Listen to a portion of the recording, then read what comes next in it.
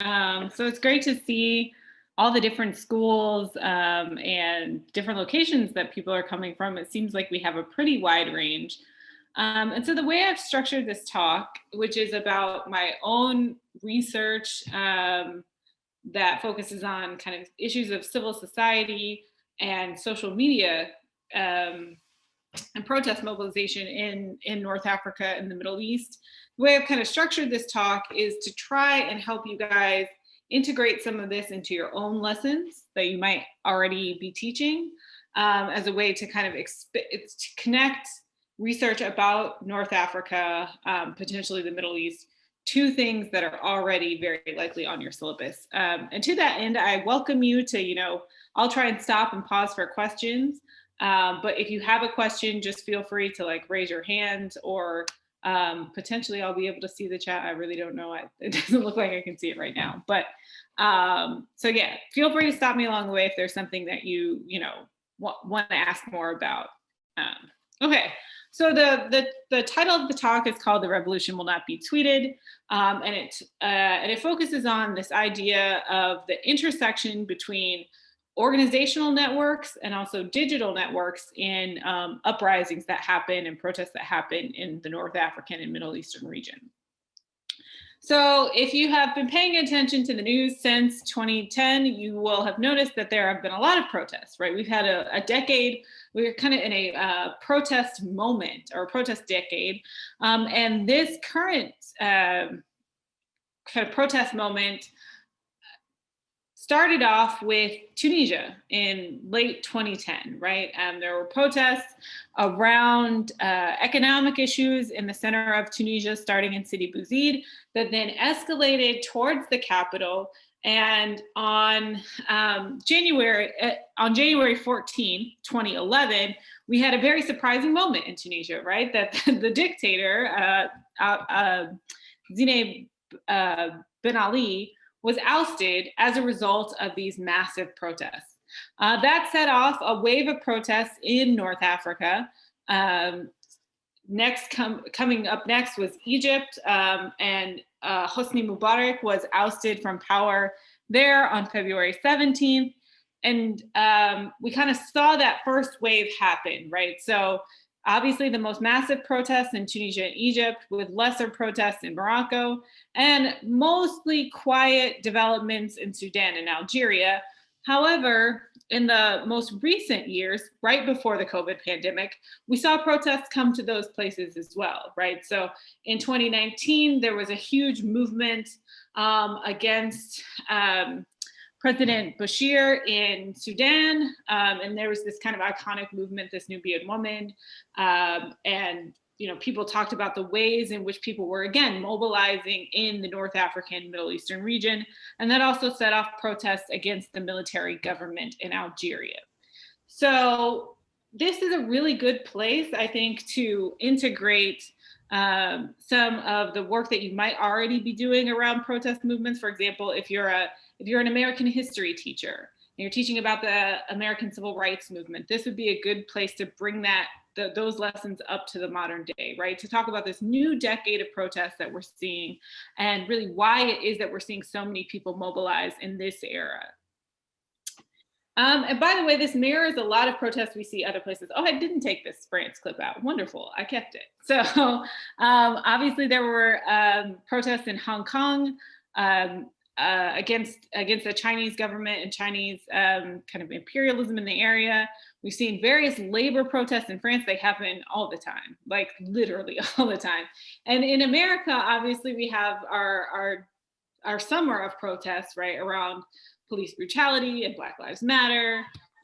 We've also had protests around the women's movement. So there are clear linkages between the things that are happening or started off in North Africa and the things that we're seeing happen in countries that our students might know a little bit more about. At the same time, we have seen the expansion of social media, right? At least since the early 2000s, about when I got to college, I remember in 2005, Facebook was just a thing for college students, and we have since seen it expand to the entire population, as well as new media sources like Instagram, Twitter, Snapchat, TikTok. And all of these things have been connected to that wave of protests that we've seen from 2010 to the present day. In North Africa in particular, people have accredited this social media uprising with with the protest uprisings that we've seen, saying that what social media has done was basically allowed citizens to work around their repressive governments and to organize despite the fact that traditional organizations seem to be weak. And so there are all these headlines about Facebook being responsible for social revolutions in the Middle East, Twitter being responsible, and really this kind of, basically they call them Twitter revolutions. And there are several benefits. Oh, well, actually, let me pause there. Does anybody have any questions about this or want to know anything more about these protests in specific?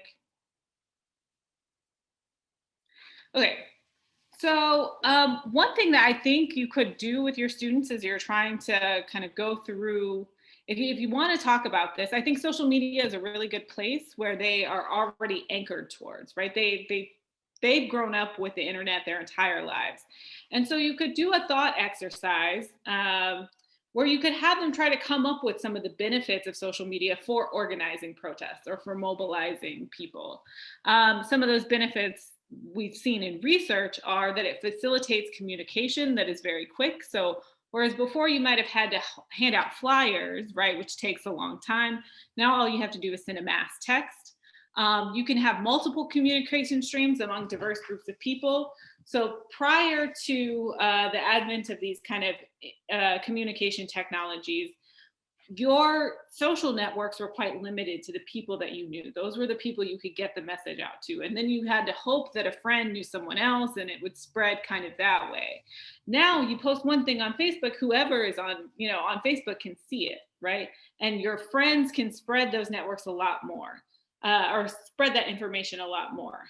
Some people suggest that social media is useful for building community or group identities. So say I join a group of, I don't know, bee enthusiasts on Facebook. Like I might not have otherwise been able to see those people, especially if it's, an international or a transnational group of bee enthusiasts, right? They might include people from Washington state that I otherwise might not have been able to see, or from Egypt that I might not have otherwise been able to see. And really for the purposes of North African countries, which tend to be particularly repressive in their political systems, it provides you a private way to communicate with people in order to share information about potential protest events, right? So if I was on the street in a place like Tunisia during the Ben Ali years, and I try to mobilize people for protest, it's very likely that I'm going to get put in jail. Even today, in places like Egypt, for example, the rates of repression are quite high, with people being scooped up by the secret police, taken to jail for any type of activism against the government. But if you can do this by a text message, right, or if you can do this by a personal message or DM, then it's an easy way for you to get information out about covert and illicit activities without drawing the attention of the government, potentially.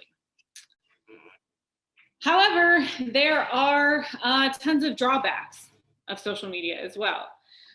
One of the main drawbacks, and again, this is an exercise that you can have your students go through, is to try to figure out, okay, what are the benefits? What are the pros and cons of this?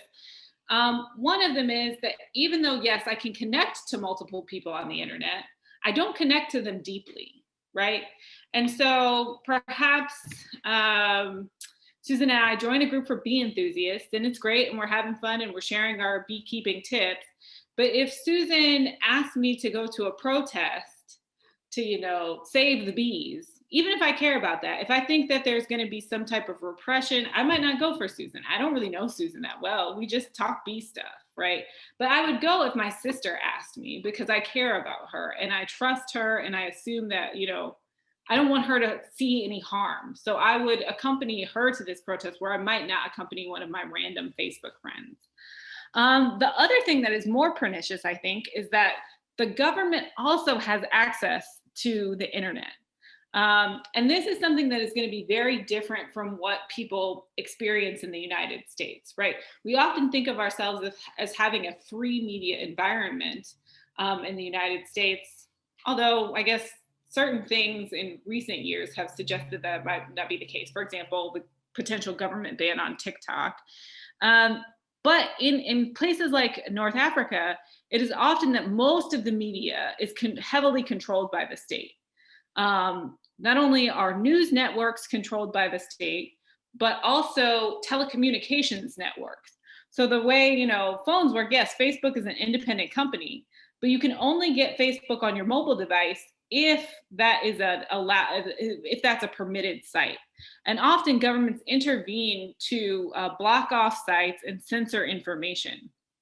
So in Sudan, for example, you can see that here is internet traffic, mobile internet traffic in Sudan across time. And right when protests began to spike in this 6-2 area, that is when the internet began to slow down, right? And they would block off sites so that we didn't see as much internet activity through the height of protest.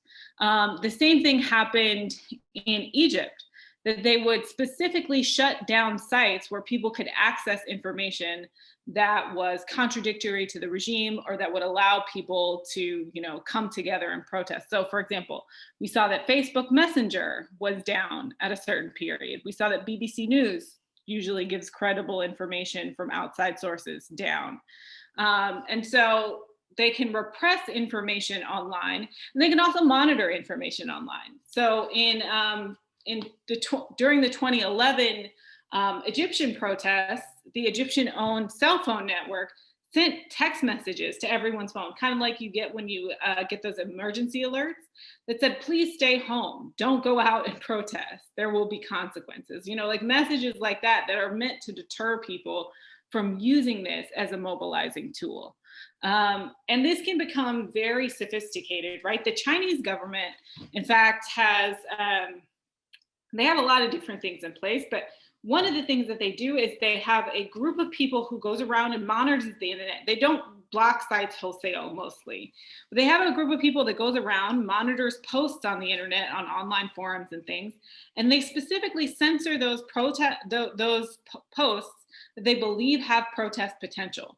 So they will allow people to say things against the government, like, oh, I don't like Xi Jinping, I don't like his anti-corruption campaign.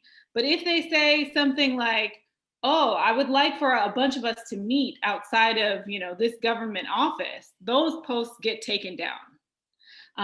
Beyond that, they have people who just post noise on the internet. So someone will say, oh, I really don't like the government. And then one of their operatives will post something that says, oh, look at this cute cat. Isn't that wonderful? To try to change the narrative of these conversations and distract people from using social media as a protest tool. So these things can get very sophisticated. The other thing is that most of the evidence we have that suggests that social media is very helpful in planning and mobilizing protests is based on exceptional cases and doesn't really fit the broad swath of data. So if we look at just the North African and Middle Eastern region, these two are often grouped together, and I think that's a very useful grouping in certain cases. If we look at those cases, we will see that the places that actually had very large and successful protests actually didn't have that many internet users. So Egypt had one of the highest numbers of protests, but only had a middling level of internet users. Whereas places like Morocco that had very low levels of protests were higher on that scale of internet users, as were places like Kuwait and Qatar that didn't see really any protests, right? Nothing substantial. So the connection doesn't seem to be that clean, and it's only really exceptional cases where it seems that the internet happened to drive protests or have any real connection to protest. Any questions thus far? I can't see hands, so I'm hoping there isn't anything. Okay, and then I think one of the biggest critiques of social media, and this is the critique that you hear from people who are on the ground in these countries, is that this narrative of a Twitter revolution ignores the role that organizations on the ground actually play in trying to mobilize these protests, right?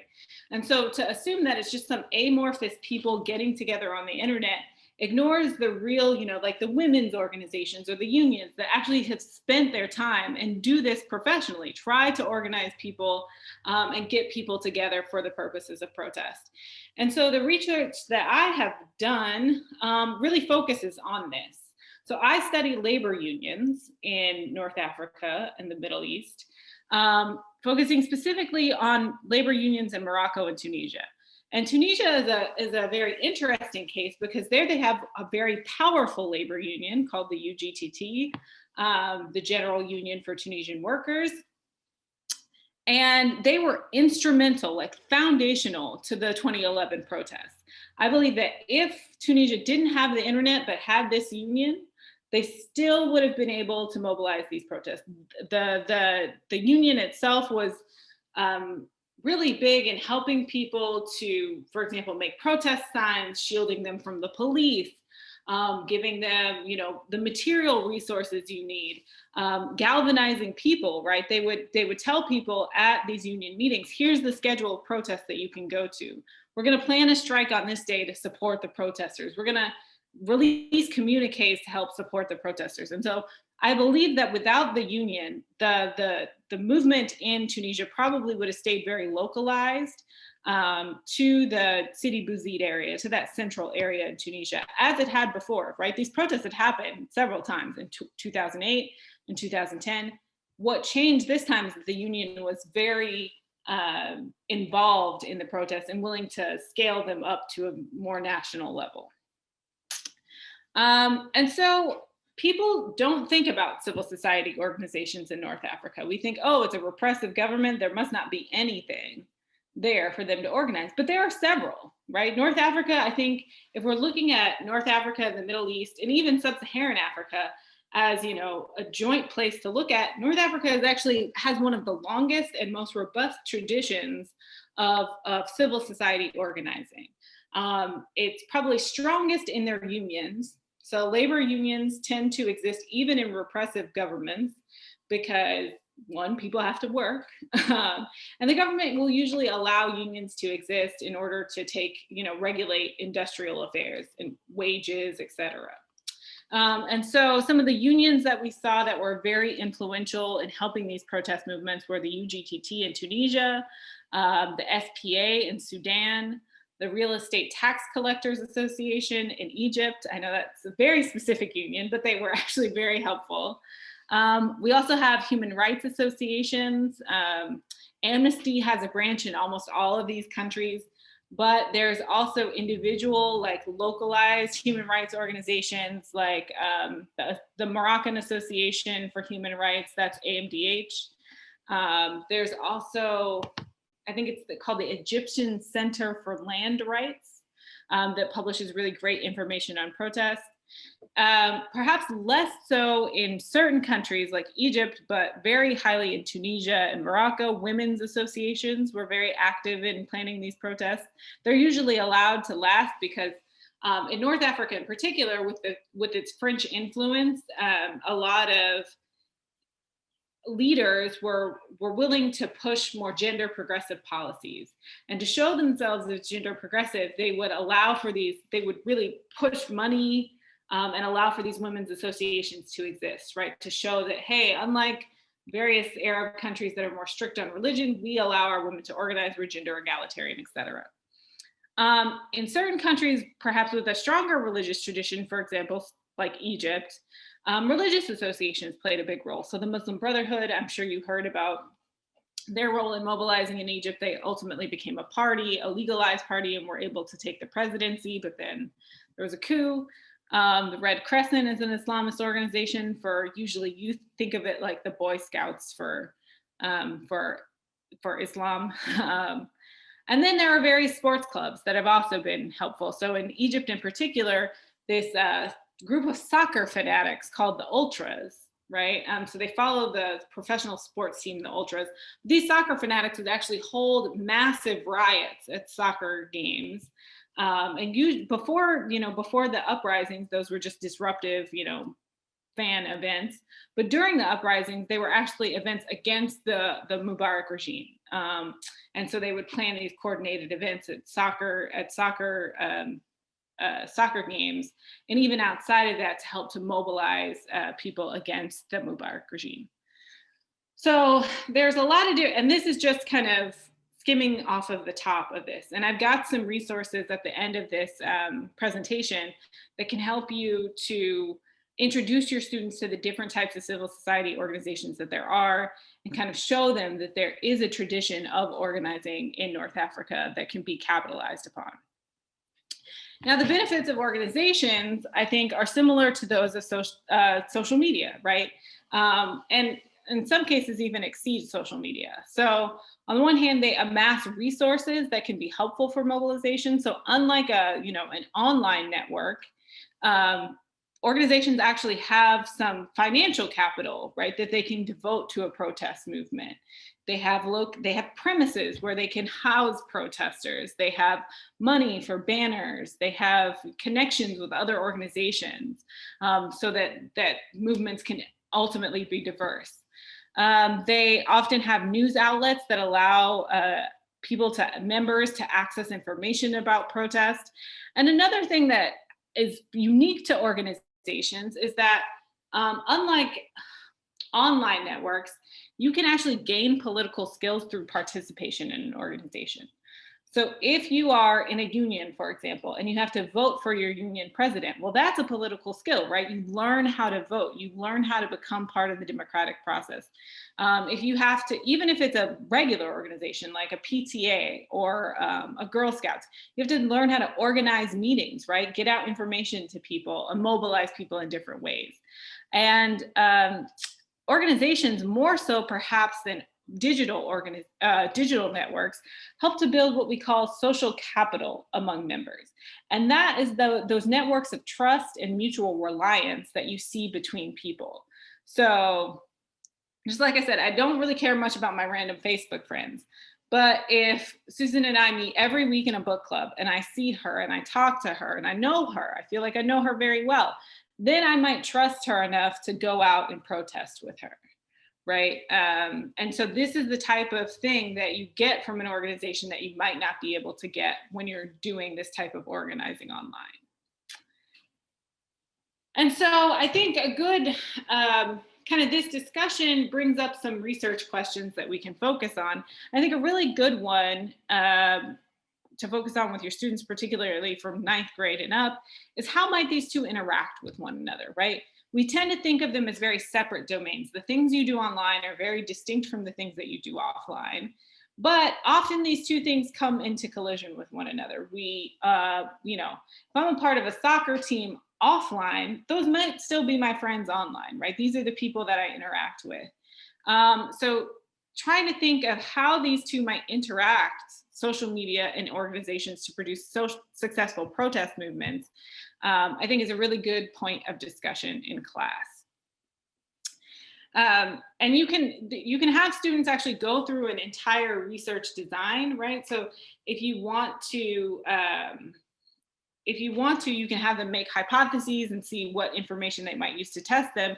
And that's exactly what I did, right? Obviously, the work of social science is to come up with explanations. And so my hypotheses, as I addressed this question in my own research, was that based on the literature that we have about social media, it should increase a person's likelihood of protest. The more that they, engage with political material online, the more likely they should be to protest because they learn about protest events. Similarly, belonging to an organization, should increase your likelihood of protest for much the same reasons, right? You have access to information about protests. You may be mobilized more easily into protests. And then I thought, well, if someone has both social media and an organization, those should be the people who are most likely to protest, right? Because they're hearing the information from both sides. So those are the three hypotheses I came up with. And I tested this using data from the Arab Barometer. Those are 10 countries in the Middle East and North Africa region. And this provides, I think, the most coverage of North African countries. Some of them are in the Afro Barometer as well. but I was interested, I'm a Middle East scholar technically, so I did, that entire region. Um, the central question that I was concerned with is individuals' protest behavior. And I got that through the question of, have you participated in protests over the past 3 years? And the independent variables that I looked at was how often you use social media, what kind of organizations you are a member of, any grievances that you might have against the government, how politically interested you were, and some other demographic characteristics. And so what I found is the following. As you can see here, as you increase your social media use, become a member of Twitter or Facebook, you can see that your probability of engaging in protests increases. So we do see a positive effect of social media use on protests, but we see a much larger effect of organizational membership. So while social media seems to matter, it seems that belonging to an organization matters even more, right? It boosts your likelihood of engaging in protest even the more. And so that kind of answered the first two questions. It confirmed those first two hypotheses, but suggests that social media matters more, organizational membership matters a little bit more than social media. And then I decided, okay, well, let's see if all of these organizations function the same way, right? We might imagine that, if you're a part of a union or a human rights organization, that's going to be much more likely to expose you to protest events and mobilize you or give you the social skills you need for protest than, a knitting club or a gardening club. That usually focuses on leisure recreational activities. And that's exactly what I found. Being a part of a leisure organization boosts your protest probability almost the same as a social media organization. But if you're a part of an activist organization, i.e. those that focus on political issues, then those are the ones that really are pushing people and encouraging people to protest, right? Getting people to go out. And then I looked at the interaction between the two to get that last hypothesis. And as it turns out, social media does boost your, once you're already a part of an organization, it does in fact boost your likelihood of participating in a protest, but not terribly significantly.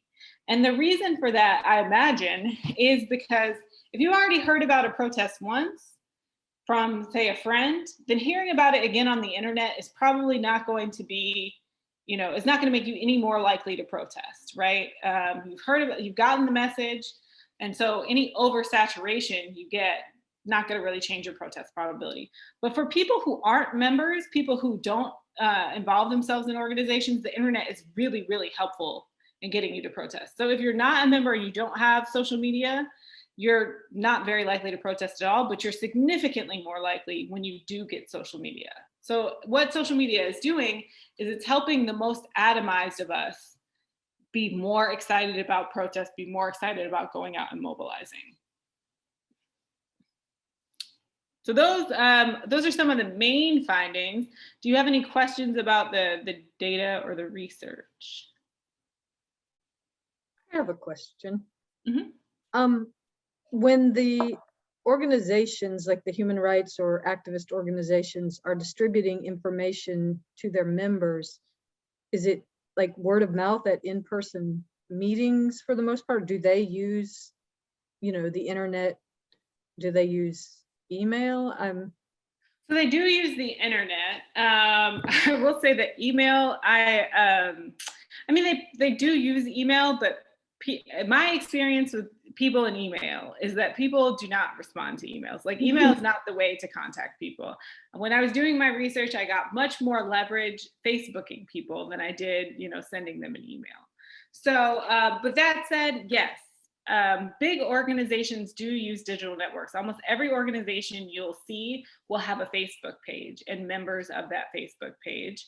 And we'll also have, for example, a digital newsletter or something that gets sent to members, right? But remember that communicating digitally is very difficult because the government can monitor that in ways that they can't necessarily or might not necessarily monitor your speech during a meeting. So, for example, when I was doing my interviews, and you would think that interviewing labor unionists about strikes is, nothing to draw the ire of the government. But I had to meet in specific buildings. So when I was meeting with human rights organizations, we had to meet in their building basement. We couldn't be in open areas because we wanted our conversations to be private. So these are the types of things that you have to face. Okay, so to sum up, it seems that, at least from my research, social media does matter for facilitating protests. But like I said, organizational networks seem to matter more. They boost protest a lot more, regardless of what type of organization. Now, leisure organizations boost your likelihood of protesting a little bit less, but still they boost it to the level of at least social media. And the greatest effects of having the internet accrue to people who are not already mobilized into social networks through organizations. So to the extent that we expect the internet to be a big mobilizing tool, we should expect it to be so in particularly either extremely repressive environments where there are no organizations, or for people who for some reason are left out of organizations, right? Who are maybe just not typical joiners. And I wanted to kind of bring this home with a case study that I know a lot about, which is the case of Tunisia. As I mentioned, Tunisia, starting on December 17th, we saw protests in Sidi Bouzid over, really economic inequality issues, right? It started out with a fruit seller who didn't have a permit, and his fruit cart was being shut down by the police. He goes home humiliated. This police officer, obviously shuts him down, but also slaps him across the face. He goes home humiliated, goes to the kind of main municipal office to ask for the reinstatement of permits for his fruit cart, and ends up self-immolating, burning himself in front of this building, and dying of his wounds. This is Mohamed Bouazizi. And so this catalyzes a movement in the interior of Tunisia that had long been kind of forgotten in the way of economic development, right? Infrastructure projects didn't happen there. In fact, one of the reasons why Mohamed Bouazizi died of his self-immolation wounds is because the nearest hospital was 3 hours away. So they're beginning to protest over these regional inequalities, and labor unions, the UGTT, the union that I studied, took up this issue, right? So even though internet penetration is pretty low in Tunisia, there was some communication via Twitter, but mostly you saw labor unions taking up these issues. And as you can see, we start here on 12/27. This is data that I collected about labor protests. Start here on 12/27, not many protests. But then as we go through January, there are big spikes of days of protest. And then there were huge protests all the way through the 14th, right? Till the day that Ben Ali comes out. And these are coordinated efforts, right? The union itself decided to launch. So individual unionists, originally, like your rank and file workers, decided to launch strikes in support of this protest movement in small towns, right? In Sidi Bouzid, in Gafsa, these towns really close to the center. As this became more prevalent, and as the National Union Board got to know about it, they said, okay, well, we got to figure out a way to capitalize on this, right? We can't just have people randomly striking. We need to figure out if we're on the side of the protesters or not. Then we need to coordinate these movements. They decided to kind of side with the protesters on this, and then they coordinated regional movements. So strikes that would happen in major cities like Sfax, like Tunis, throughout early January. And then on the 14th, they decided to have this very huge general strike, which means that the whole country shuts down. Nobody is meant to work. And so that's what happens. And that is the thing that ultimately ends up convincing Ben Ali to give up power, right? Is the way that all the workers in Tunisia, this very extraordinarily powerful trade union movement, was able to galvanize members of the population to oppose his regime. And strikes continued to persist throughout, even after he left, as the government was trying to reform itself around old cronies of Ben Ali, et cetera. And it's still going on today, actually.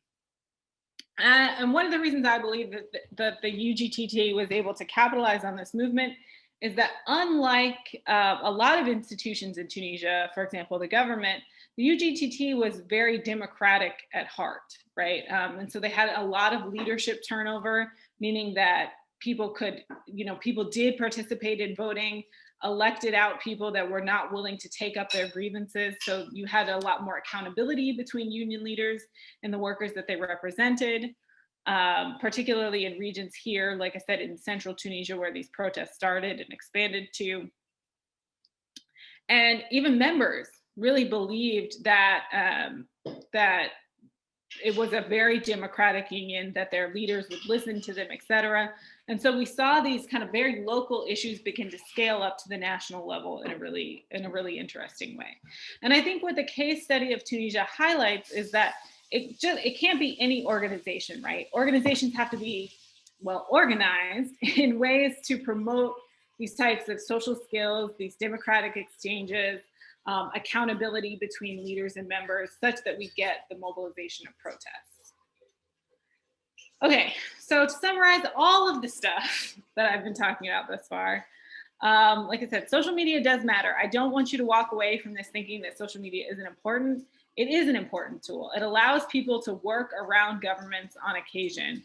But I think organizations, particularly in the North African region, tend to be forgotten, and they are extraordinarily important in helping people to mobilize and participate in protests.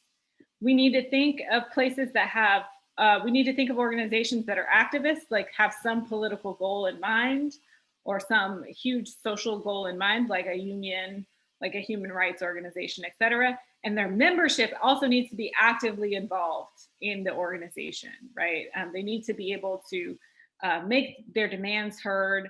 They need to have leaders that will hold them to account. And when you have these things in combination, then you really have a winning formula, right? When you have people that are involved in organizations, but also involved online, those are going to be the people that are most likely to protest. So then, just to kind of give you a sense of how you might tie this into some of the work that you already do. I know that in U.S. history, I think I'm pretty sure I learned about Alexis de Tocqueville sometime in APUSH. So when you teach U.S. history, if you get to that part about civil society in America and Alexis de Tocqueville coming over and saying, oh, America is such a great place for organization, that's a great place to look at civil society elsewhere, right? And think about, like I said, those earlier questions about what might civil society look like in other countries? What might be the benefits of civil society organizations? What might have been some of the drawbacks to these organizations or the challenges that they face in different contexts that are not democratic? Obviously, the American Civil Rights Movement is a perfect tie-in, right? Because again, you're seeing people take up the same issues, not necessarily of racial discrimination, but economic inequality, social injustice. And we see these things happening in the contemporary age with, protests against autocratic governments, protests against economic inequality in the North African region, et cetera. If you do happen to be teaching about the Arab Spring, this is a clear tie-in, right? Most people combine the Middle East and the North Africa in their analyses. So it's difficult. You can't even talk about the Arab Spring without talking about Tunisia and Egypt, right? So North Africa easily ties into that conversation.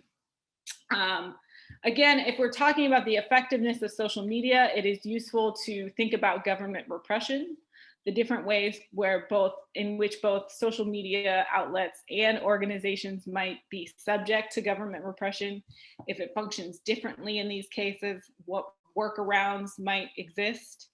And then finally, anything about communication and media studies would easily fit with this topic. And I don't know what civics education is looking like these days in your government classes, but I believe if you're not talking about the digital space and political participation digitally, then you're leaving a lot of good material on the table if you happen to be in government or social studies. So any of these things would easily tie in some of this information, and we can talk more during the Q&A about how you might go about that.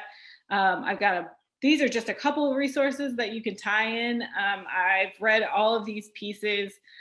They should be easy enough for a high schooler to understand. A really good one is Malcolm Gladwell's Small Change. It's a quick read, maybe 5 pages.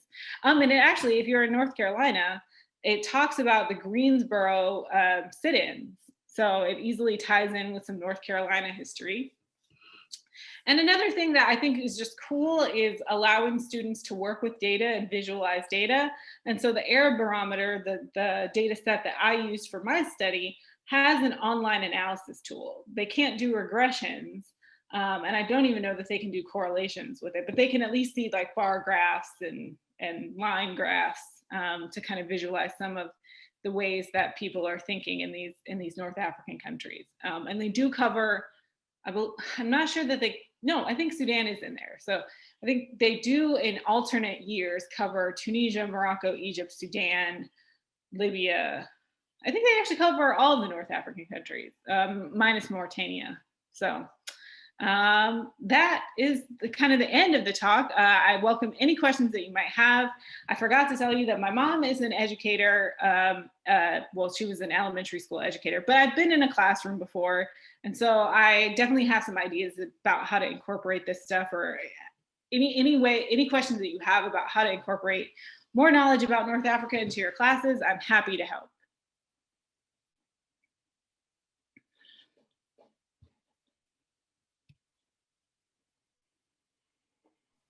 I guess I should stop sharing screen.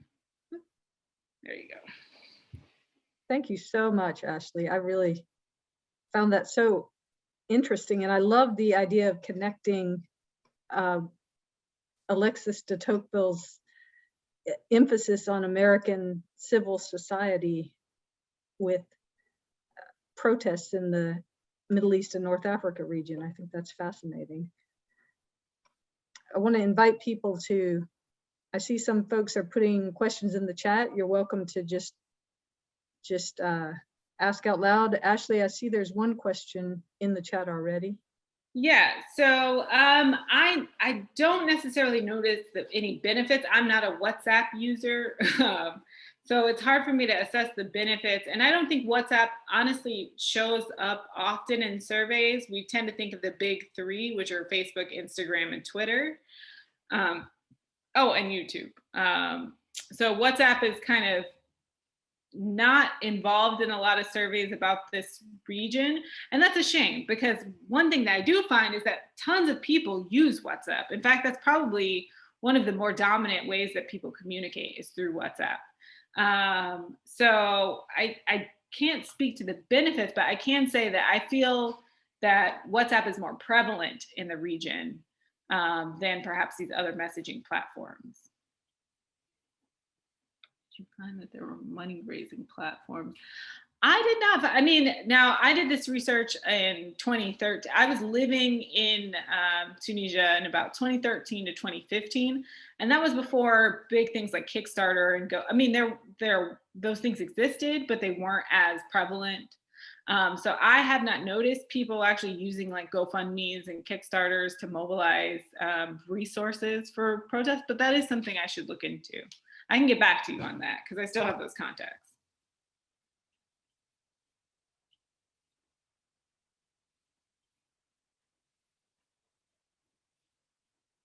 Actually, yes.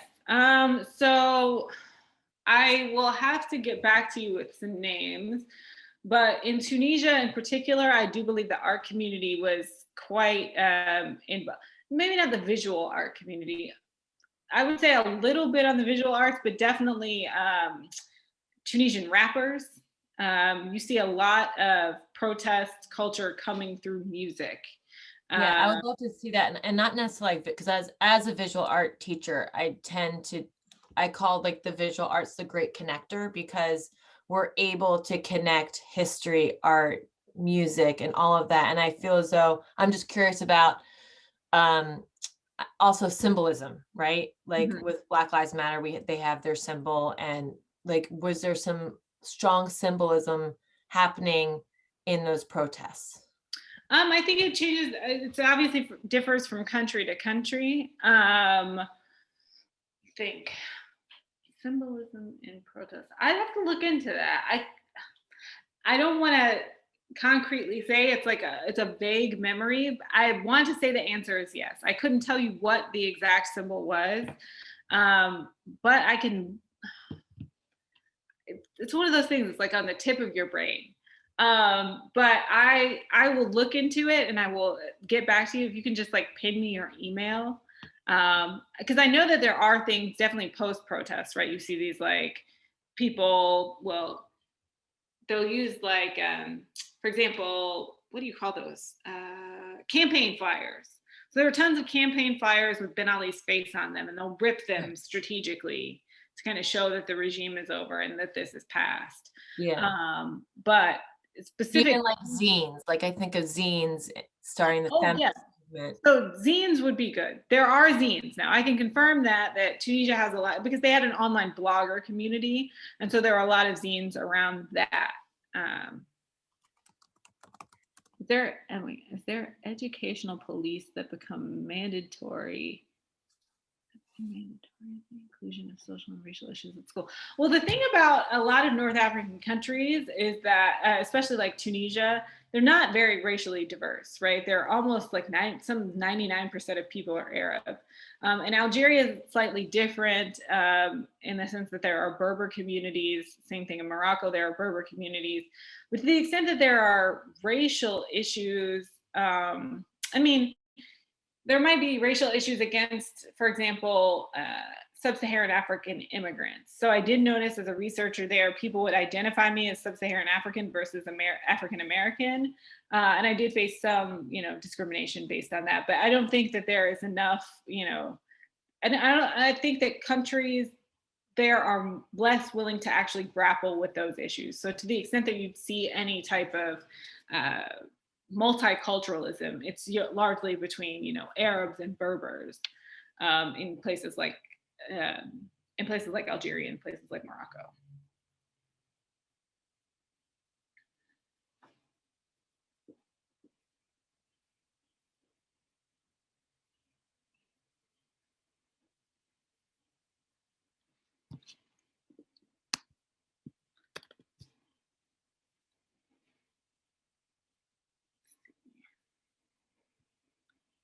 And actually, I'm going to put my contact information. It's on the slides, but I don't know that those slides, I can send around the slides to maybe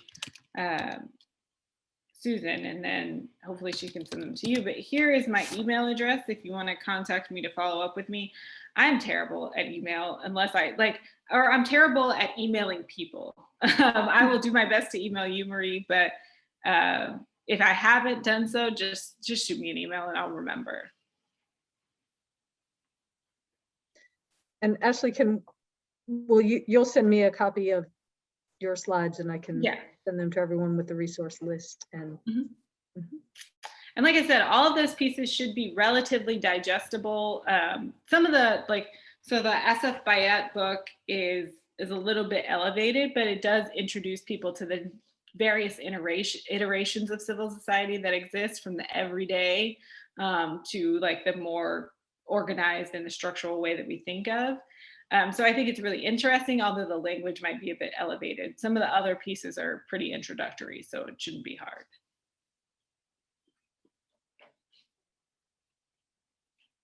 Well, thank you so much for doing this, and everyone, thank you for being here. We really do appreciate it. And if you don't already have the Zoom info for next week's talk and you're interested in that, feel free to send me an email or sign up on the Google form.